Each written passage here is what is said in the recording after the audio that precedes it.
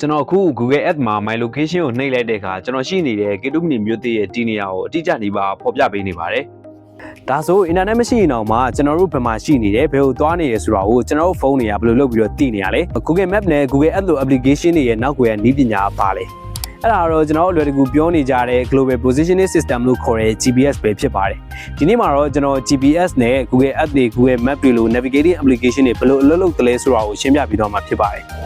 GPS ကို1980ဝန်းကျင်မှာ American ကာကွယ်ရေးဝန်ကြီးဌာနကစစ်ဘက်ဆိုင်ရာအသုံးပြုဖို့အတွက်စတင်တည်ထောင်ခဲ့တာဖြစ်ပါတယ်။နောက်ပိုင်းမှာတကမ္ဘာလုံးကအရက်သားတွေအခမဲ့အသုံးပြုနိုင်အောင်ခွင့်ပြုပေးခဲ့တာပါ။ဒီစနစ်မှာအဓိကအနေနဲ့စိတ်ပိုင်း၃ခုပါပါတယ်။အဲ့ဒါတွေကတော့အာကာသထဲမှာပတ်နေတဲ့ satellite လို့ခေါ်တဲ့ဂြိုဟ်တုတွေသူတို့ကိုထိန်းချုပ်ပေးနေတဲ့ကမ္ဘာပေါ်က ground station နဲ့ကျွန်တော်တို့ဖုန်းထဲမှာပါတဲ့ GPS receiver တွေပဲဖြစ်ပါတယ်။ကမ္ဘာပြင်ပကီလိုမီတာ2000ကျော်မှာဂြိုဟ်တုပေါင်း30ကျော်ဟာတိကျတဲ့ပတ်လမ်းအတိုင်းပတ်နေကြပါတယ်။အဲ့ဒီဂြိုဟ်တုတွေကသူတို့ဘယ်သူလဲဘယ်အချိန်မှာဘယ်နေရာမှာရှိနေလဲဆိုတဲ့ radio signal တွေကိုအမြဲတမ်းထုတ်လွှင့်နေတာဖြစ်ပါတယ်။ထူးခြားတာကအဲ့ signal တွေကိုဖမ်းဖို့အတွက် internet ဒါမှမဟုတ်ဖုန်းလိုင်းတွေရှိဖို့အတွက်မလိုပါဘူးကျွန်တော်ဖုန်းတွေမှာပါတဲ့ GPS chip တွေကအဲ့ဒီအချက်လက်တွေကိုအလိုလျောက်ဖမ်းယူတာဖြစ်ပါတယ်ဒါဆိုဒီနေရာကိုဘယ်လိုတွေ့တာလဲဒီနေရာမှာ trilateration လို့ခေါ်တဲ့တင်ရှာနီးလောက်ကိုသုံးပါတယ်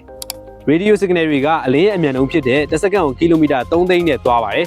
ဂျိုဒူက signal ထုတ်လွှတ်လိုက်တဲ့အချိန်နဲ့အဲ့ဒီ signal ကိုကျွန်တော်ဖုန်းကလက်ခံရရှိတဲ့အချိန်ရှားနှက်ချက်ကိုသိပြီဆိုရင်ကျွန်တော်တို့နဲ့ဂျိုဒူကြားအကွာဝေးကိုရပါတယ်ဥပမာဂျိုဒူတစ်ခုစီကအကွာဝေးကိုသိရပြီဆိုရင်အဲ့ဒီဂျိုဒူကိုဗဟိုပြုထားတဲ့စက်လုံးကြီးတစ်ခုရဲ့မျက်နှာပြင်ပေါ်မှာကျွန်တော်တို့ရှိနေတာပါ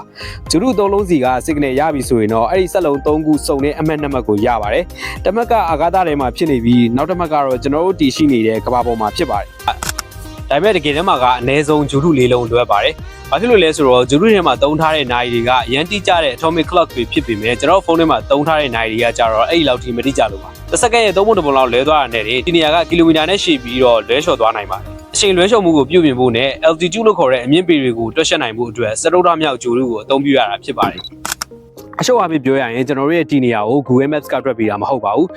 GPS satellite တွေကနေရလာတဲ့အချက်လက်တွေကိုအသုံးပြုပြီးတော့ကျွန်တော်ဖုန်းတွေရပဲတွက်ချက်ပေးတာဖြစ်ပါတယ်။ဒါကြောင့်မလို့ကျွန်တော်ဖုန်းတွေမှာ internet တွေ wifi တွေမရှိပေမဲ့လည်းကျွန်တော်ဖုန်းကိုဖွင့်ထားရုံနဲ့တင် GPS satellite တွေကနေတစ်ဆင့်ကျွန်တော်တို့ရဲ့ဒီနေရာကိုသိနိုင်တာဖြစ်ပါတယ်။ Google Maps ဆိုတာကတော့အစောကပြောတဲ့အချက်လက်တွေကိုအသုံးပြုပြီးတော့မြေပုံပေါ်မှာလှလှပပလေးပြပေးတာပဲဖြစ်ပါတယ်။နည်းပညာပိုင်းဆိုင်ရာမှာတော့ differential GPS တို့ GPS error source တို့အကြောင်းတွေပြောစရာကြီးကြံပါသေးတယ်။ဒါပေမဲ့လောက်ဆိုရင်တော့ GPS နဲ့ navigating application တွေရဲ့အကြောင်းကိုအခြေခံအားဖြင့်နားလည်လောက်ပြီလို့ထင်ပါတယ်။ကျွန်တော်ကတော့အရင်ဖြစ်ပါတယ်ကျွန်တော်နောက်ထပ်ပြောစရာရှိရင်ပြန်လာပါဦးမယ်။ကျေးဇူးတင်ပါတယ်